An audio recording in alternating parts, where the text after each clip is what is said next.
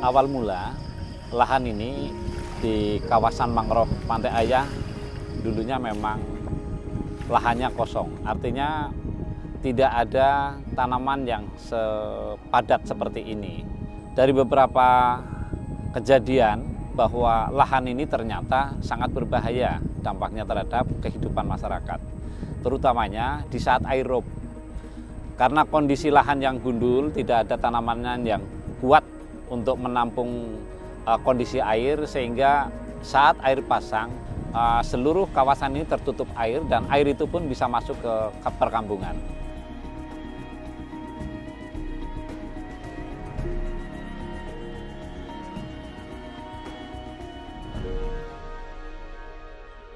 Ada peristiwa yang sangat ekstrim tahun 2006, yaitu tsunami Pangandaran. Pantai Ayah atau kawasan Pantai Ayah ini tidak lepas dari sasaran tsunami. Dulu di sini semua terdampak dan sangat ekstrim. Ketinggian kurang lebih 6-8 meter ketinggian air. Nelayan saja lebih dari 1.600 nelayan yang perahunya terdampak dan rusak parah. Belum dengan perekonomian masyarakat dari usaha wisata, warung-warung semuanya hilang. Dari kejadian itulah kita berinisiatif bahwa beberapa hal yang perlu kita lakukan adalah bagaimana kita menciptakan hutan untuk penguatan vegetasi pantai.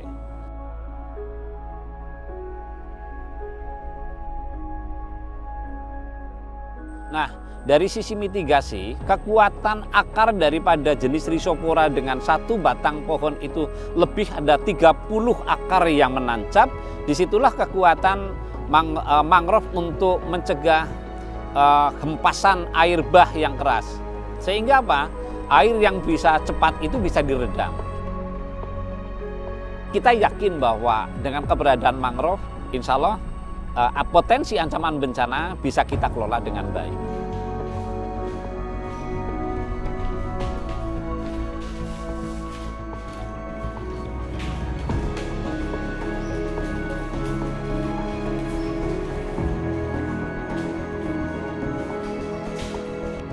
Semangat pagi! Ayo ready! Yes! Teman-teman Tagana, sekarang ada kegiatan penanaman dan juga atas peran serta dari Pagar Nusa dan juga dari dunia pendidikan yang ada di sini. Nanti kita mengikuti penanaman yang langsung kita lakukan penanaman melalui perahu di sana, dan sebagian juga ada yang lewat dari darat. Sudah sepakat? Dan tetap jaga kesehatan. Mari kita berdoa mulai.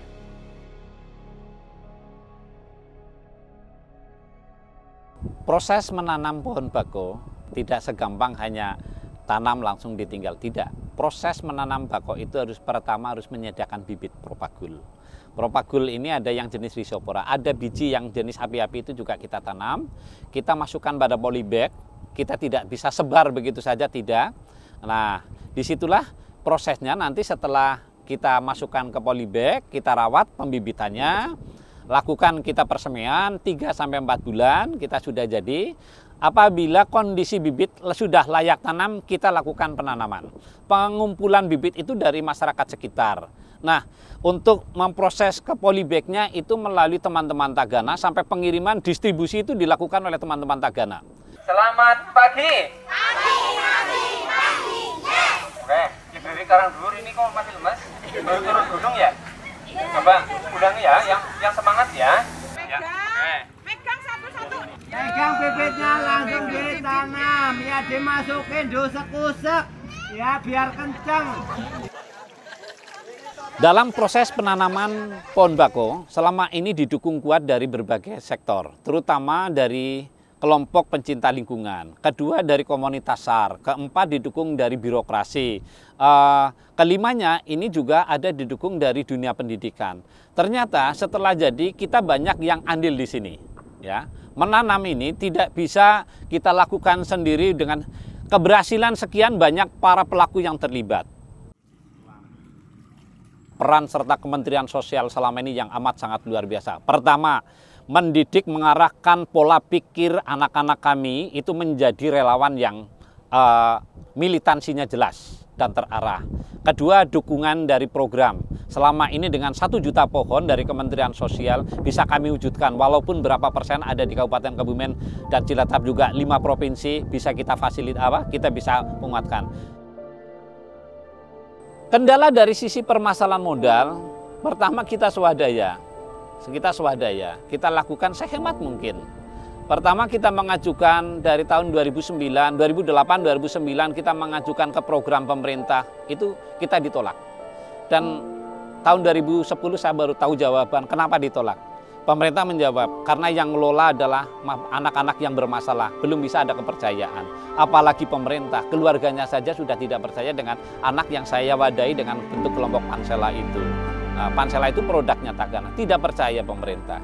Tapi tahun 2010 saya memberikan penjaminan, semua ini adalah saya yang bertanggung jawab. Alhamdulillah program KBR Kementerian Kehutanan tahun 2010 kami sukses dengan tanaman 50.000 dengan kualitas yang baik, dengan administrasi yang bisa dipertanggungjawabkan.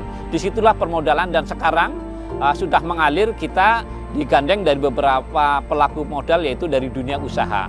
Ada Pertamina, ada bank dari BPR, bank BNI, dan dari dunia-dunia usaha sampai ke kuliner yang ada di Kabupaten Kebumen, Malindo ikut hadir di sini. Setiap 1 porsi sekian rupiah untuk mangrove. Ini luar biasa pendanaan yang sudah masuk untuk membantu penguatan pengembangan mangrove di Kebumen.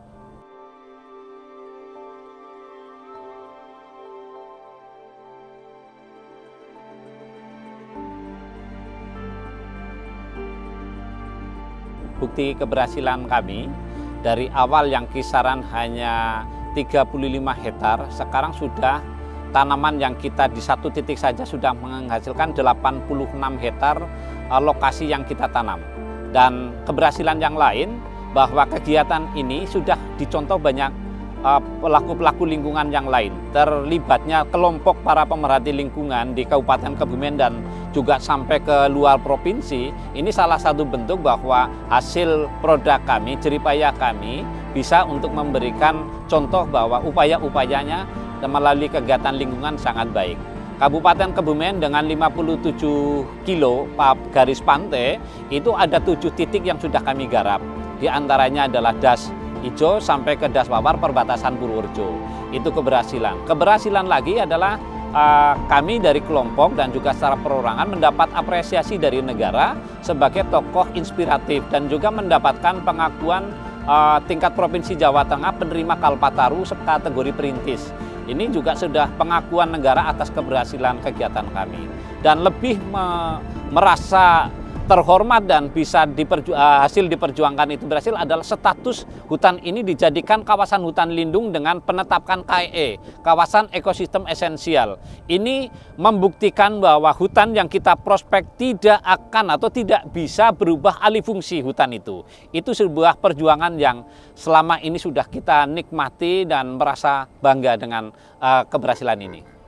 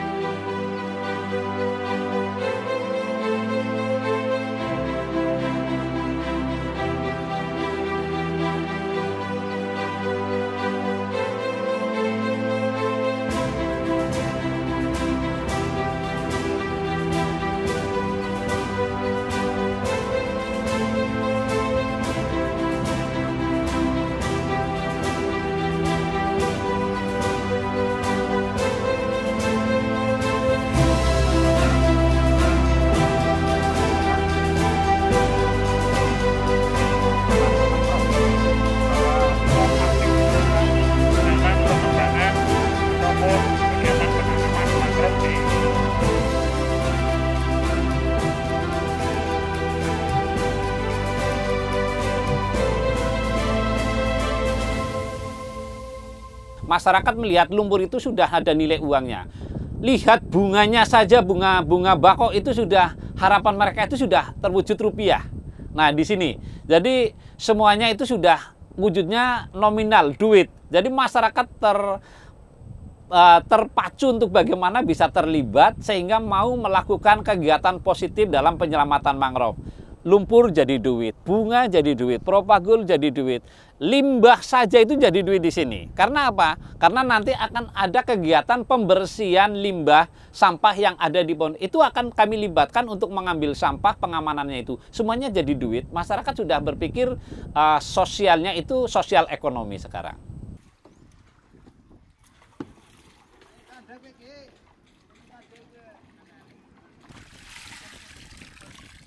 Sebelum ada hutan mangrove, kami sebagai nelayan sangat kesulitan untuk mencari ikan. Tapi sekarang setelah adanya hutan mangrove, yang tadinya ikan baramundi sempat hilang, sekarang muncul kembali dan hasilnya sangat melimpah. Kami sebagai nelayan sangat terbantu sekali dan penghasilan kami sangat meningkat sehingga kami sebagai nelayan menjadi sejahtera.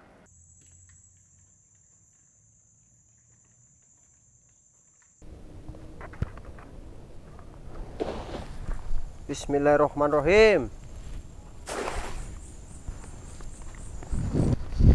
Kira-kira ono pora. Wih, hasil Mas, gede banget. Alhamdulillah Mas, hasil gede banget Mas. Mas akali. Akali gede banget. Woi, alhamdulillah aku dapat kepiting gede. Kira-kira 3 on mencapai per kilonya 200.000 Alhamdulillah banget. Simbiosis mutualisme dari sebuah kegiatan ini ada antara darat dengan laut saling menguntungkan. Nah, ini salah satunya keuntungan yang selama ini ada dari sisi ekologi. Nah, dari sisi sosial kita bisa sebagai tempat media untuk bertemu semua unsur bisa hadir di sini sehingga menjadi satu kekeluargaan yang mengikat.